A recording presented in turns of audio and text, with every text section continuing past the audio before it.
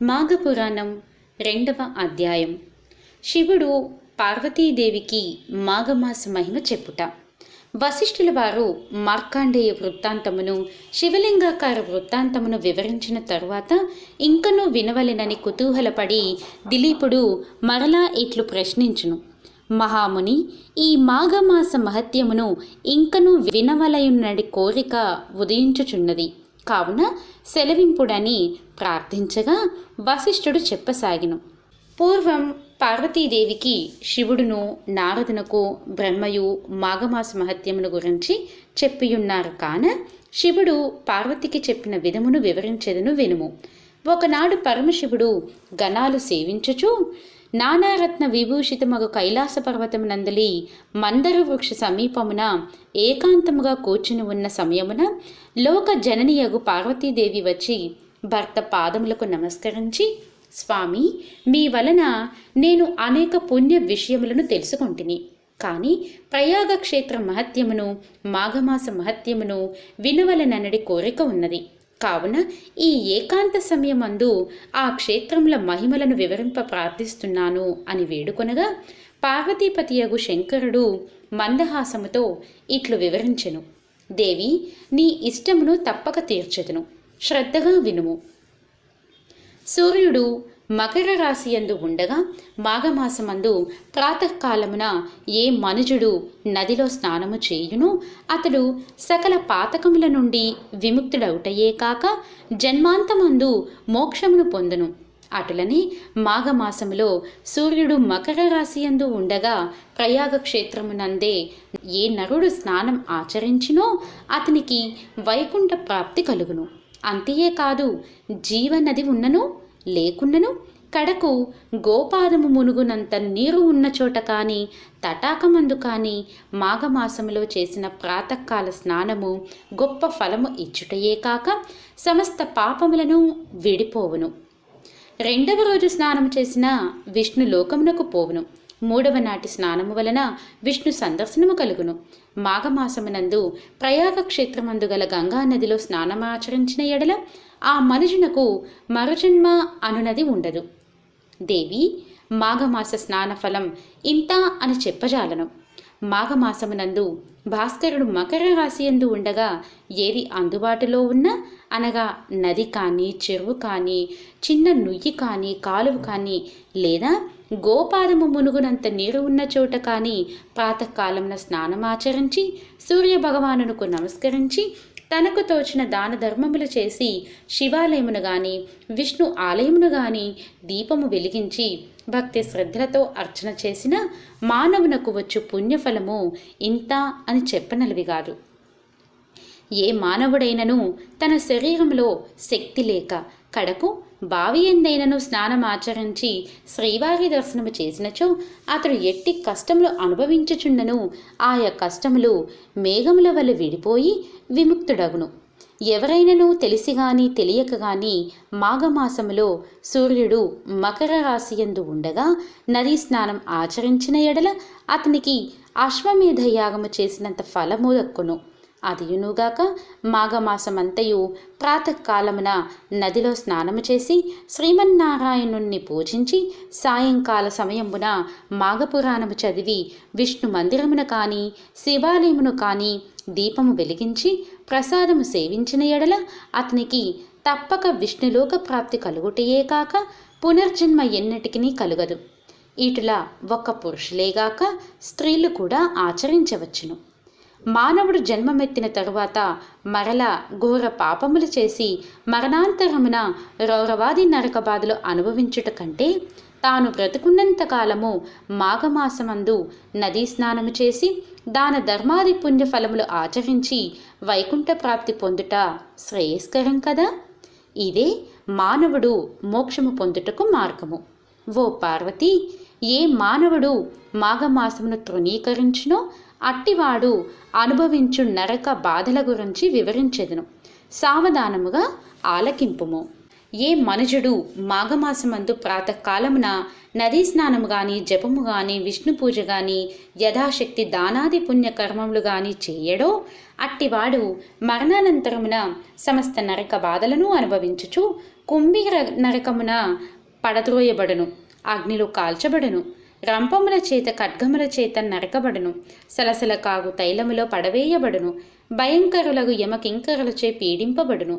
ఏ స్త్రీ వేకువజామున లేచి కాలకృత్యములను తీర్చుకొని నదికి పోయి స్నానము చేసి సూర్య నమస్కారము విష్ణు పూజ చేసి తన భర్త పాదములకు నమస్కరించి అత్తమామల సేవలు చేయునో అట్టి ఉత్తమ స్త్రీ 5వ తనముతో వర్ధిల్లి ఇహమందు పరమందున సర్వ సౌఖ్యములు అనుభవించును. ఇది ముమ్మాటికి నిజం. మాఘమాసమందు ఏ స్త్రీ అటులు చేయదో అట్టి స్త్రీ ముఖము చూచినంతనే సకల దోషములు కలుగుటయే కాక ఆమె పంది కుక్క జన్మలను ఎత్తి హీన స్థితిని పొందును. మాఘమాస స్నానమునకు వయఃపరిమితి లేదు. బాలుడైనను యువకుడైనను వృద్ధుడైనను స్త్రీ అయినను బాలిక అయినను జవ్వని అయినను ఏ కులము వారైనను కూడా మాఘ స్నానం ఆచరించవచ్చును. ఈ మాసమంతయు కడు నిష్ఠతో ఉండిన కోటి యజ్ఞములు చేసినంత పుణ్యఫలము కలుగును. ఇది అందరికీ శ్రేయోదాయకమైనది. పార్వతి, దుష్ట సహవాసము చేసేవారు, బ్రహ్మహత్యాది మహాపాపములు చేసినవారు, సువర్ణమును దొంగిలించినవారు, గురు భార్యతో సుఖించినవారు, మద్యము త్రాగి పరస్త్రీలతో క్రీడించువారు, జీవహింస చేయువారు, మాఘమాసములో నదీ స్నానము చేసి విష్ణువును పూజించిన ఎడల వారి సమస్త పాపములు నశించుటయేగాక జన్మాంతరమున వైకుంఠ ప్రాప్తి కలుగును.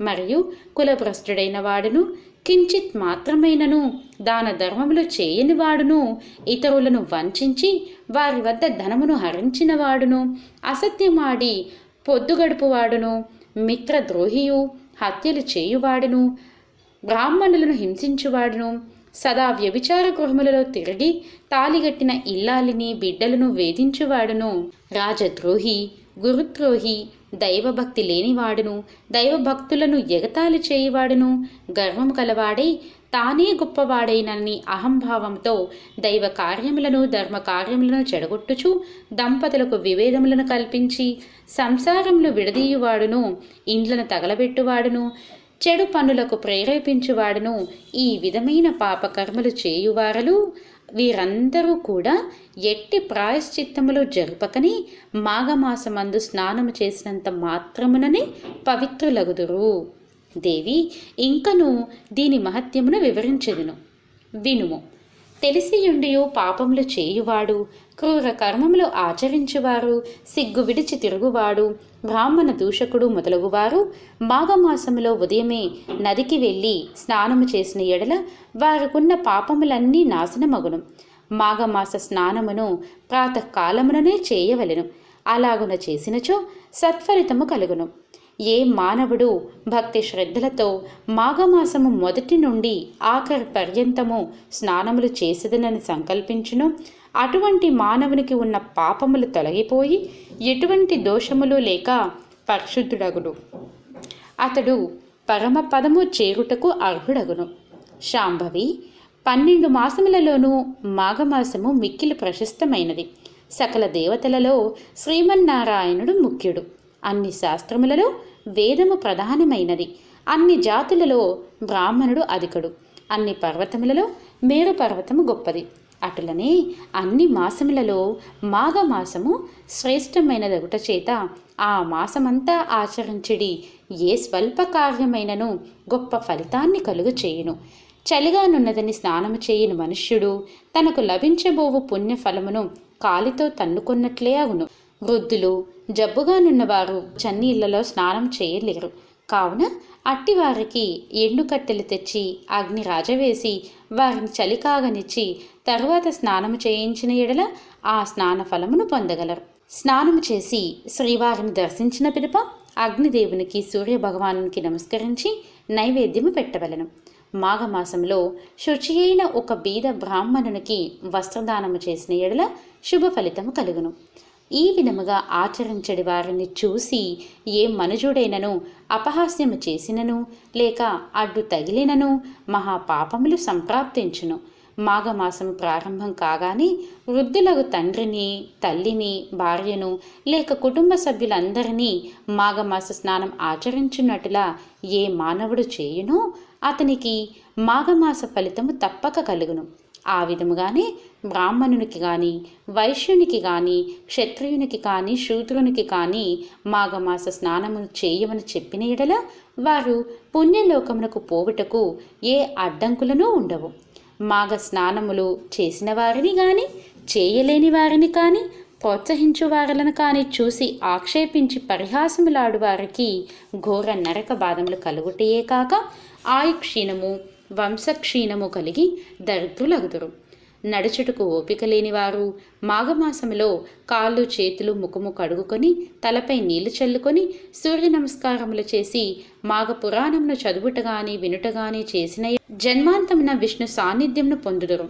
పాపము, దరిద్రము నశింపవలేనన్న మాఘమాస స్నానము కన్నా మరొక పుణ్యకార్యం ఏదియునూ లేదు. మాఘమాసము వలన కలుగు ఫలితం ఎటువంటిదనగా 100 అశ్వమేధ యాగములు చేసి బ్రాహ్మణులకు ఎక్కువ దక్షిణలు ఇచ్చిన ఎంతటి పుణ్యం ఫలము కలుగునో మాఘస్నానము చేసిన అంతటి పుణ్యఫలం కలుగును. బ్రాహ్మణ హత్య, పితృహత్యాది మహాపాతకములు చేసిన మనుజుడైనను మాఘమాసమంతయును కడు నిష్ఠతోనున్న ఎడల రౌరవాది నరకముల నుండి విముక్తుడగును. కనుక ఓ పార్వతీ, మాఘమాస స్నానము వలన ఎట్టి ఫలితము కలుగునో వివరించి తిని కాన నేను చెప్పిన రీతిన ఆచరించుట అందరికీ శుభప్రదము. ఇది మాఘమాస మహత్యం 2వ అధ్యాయం సంపూర్ణం.